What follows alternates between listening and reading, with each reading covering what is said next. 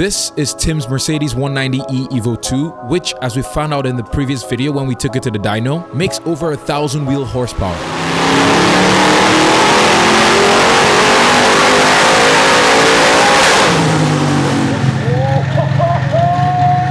In this video, we're adding some active aero and active cooling to the Evo for reasons which are going to be explained later in the video. So with that said, let's get started.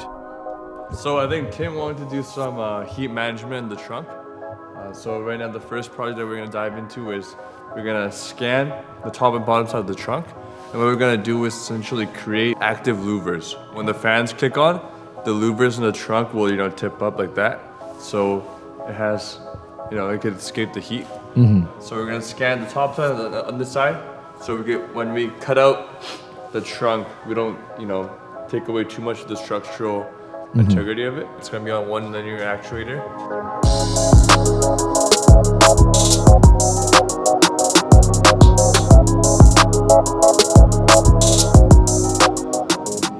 This is the vent design we came up for Tim's Evo.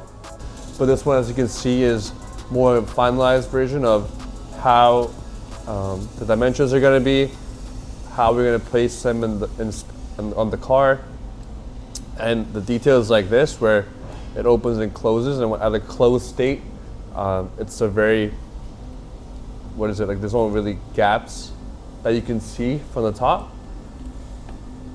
So yeah, this is the overall design of the trunk vent assembly. So we mocked up all the hardware that we're going to use, for the middle point, and then even the modeled in the solenoid that's going to actuate it. So in this model view, the solenoid pushes everything like that. So let's see if you have something this view with the solenoid moving, you can see how it'll land.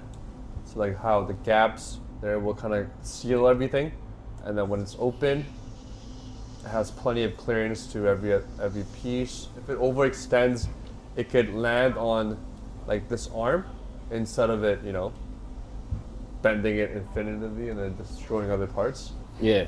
So that consideration for that, we're gonna fabricate everything, mount it to the trunk, and then when it's fixed in place, we're gonna create a trim piece that goes over top that kind of encapsulates everything with a nice finish. We have an opening in the floor that air can push through off the face of the radiator. Then we have a fan that pushes the air out, but it has nowhere to go and it got trapped in the trunk. I had 4 small holes, but they weren't big enough to evacuate it. And then now I have my dry sump back here. So this is radiating heat as well from hot oil. So we had to get a way to evacuate it. So we came up with this that I think is a lot cooler than the 4 holes that I had before. And we can control this by the ECU. Oh, that's sick! So there's one on each side. And don't think you can go get one of these for HVAC because they don't come small enough. I tried. So if you look, it's got literally hundreds of little pieces that we had to come up with to put this together. And then it's all on nylon bushings and little bronze, so it's smooth. That's cool. Temperature sender, when the fan turns on, these will open. And then when it goes off, these will close. That's so cool. It's a very complicated solution. I could have just chopped a hole in the trunk, but I like problems always. I don't want peace. I want problems always. I need bezels for around here. But I want this piece, so it's like one big one. Oh, active aero. Where it mounts. 2 electric linear actuators for this. And then 1 air actuator for the actual rear aerofoil to act as an air brake. So the active air brake, what's going to be triggering it on and off?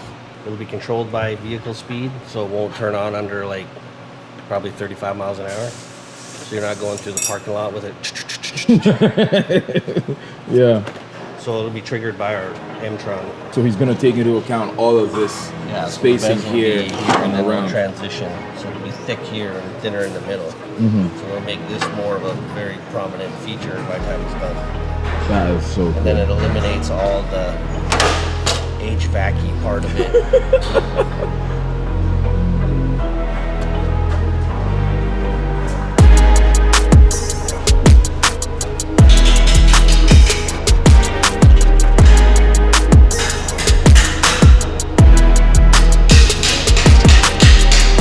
scope was pretty simple. Make a bezel that fits around the trunk. Yeah. All the little hard edges but soft transitions where the landing of the flanges are, so it doesn't interfere with anything. Keeping the same design feature as trunk, the vent trim pieces, but Let's do it. Let's do it one more time. Okay. We're just starting the first phase of testing on the air brake setup that Tim wants. We just finalized mounting the air cylinder, and it's a one-way cylinder with a spring return. The power of this little bit of air right here, I can show you how it works. Okay, so like I'm trying really hard to limit the amount of PSI of air that's going to it, because if I just gave her full beans, this thing would go bang, super fast. And that's a really cool thing about an air cylinder is they can function really, really quickly. This one right here is rated at 200 PSI. It's more than enough. We actually don't want it to slam shut or open like that. So what we're gonna do is we're gonna put an air restrictor valve in there so we can slow the amount coming to it without actually taking away from the pressure of it. Oh, that's so cool. Let's do it one more time. Okay. Ready? Yes. Okay. Now That is so sick. that's just shop air. We're running at 125 PSI. Tim has an onboard air compressor system in his car because it is on air ride, so he has an onboard air system, and his compressor is good for 200 PSI. This is the lever, right, to connect the wing to the actuator. And we folded up a piece of thick gauge steel, welded it to the underbrace, and there's going to be linear actuators on each of these. These louvered air outlets are going to be connected to an internal ducting system from the rear-mounted radiator. So the black pieces are the ones that we just designed. So if you look at it closer, everything has like a similar design language with some chamfers, rounded corners, and flat faces. This should all be printed, painted pretty soon. This is the vents for Tim's Evo. These are a lot of pieces. You guys prepped them out all yesterday, and then I got them shot last night so they can reassemble them. All the little components, all these tiny little brackets and hinges and everything is all done in sniper gray. There's a lot of pieces. And I think this is for the air brake, because the underside of the trunk is going to be done in like a texture coating, like a fine texture, like a satin black. So I think the contrast with the gray in the bottom side when the trunk's open should look pretty cool. And the color kind of matches the car too, so. It's the trim pieces for the trunk vents. So yeah, we printed everything. This is gonna be very tricky to get put together and held into this shape, so I'm gonna actually have to utilize the trunk lid for that part just to get this thing put together into one piece. So you're gonna sand them as individual pieces. Individual pieces, clean them all up, smooth out the print marks and everything, clean the bottom edges, all the little edges, like there's a little bit of filament stuff falling out. So we'll have it all fully cleaned up, prepped in 80 grit, and then we will, at that point, bond it all together, wait till it dries, and then we'll have to finesse this thing into one piece. It'd be nice if we had a printer to make that in one piece. We've been sailing.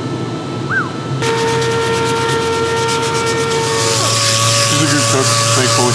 That's awesome.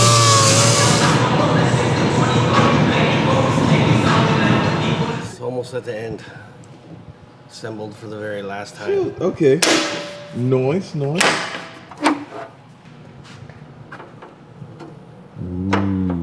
with every little piece that we put back onto it and finalize it, it just gets more and more finished. It just looks so much better. It's pretty exciting. He's like, cut that shit out. Trim the fat. It's bullshit, man. Like, fuck this thing. I hate this car. I don't want to work on it anymore. Like that Spanish Come guy. on, man. I don't want to work anymore. That's only what happens in the shop floor during the commercial break.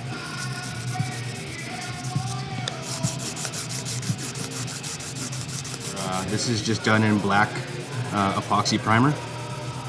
Yeah. So nice high build epoxy primer. It's a really good base. We use it often. Kind of not exactly what we were shooting for bezels on the trunk. We had a different idea, but it didn't really pan out. So in a pinch, this was a solution that Alex came up with. And what these do, the other variation that we had was like a combo piece that actually had like a little venting fin on it. So it was a pretty cool idea. We're gonna revisit that again. But for today, this is what we're gonna do. Just gonna give them a quick block sand, a little bit of trim black. They'll look amazing for today. Yo. Holy, this car just gets stupider and stupider, man. That's insane. It looks so sick.